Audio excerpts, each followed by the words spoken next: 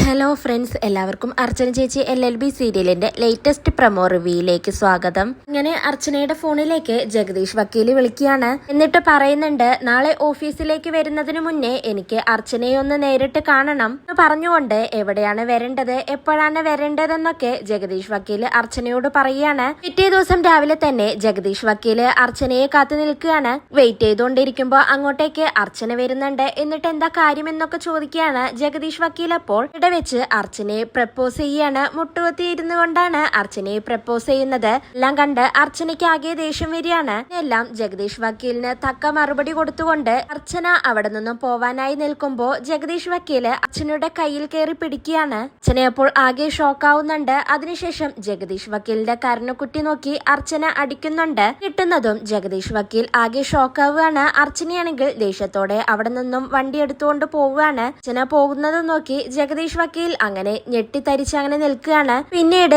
ചിന്നുവിന്റെ ഫോണിലേക്ക് വിജയ് ശങ്കർ വിളിക്കുന്നുണ്ട്.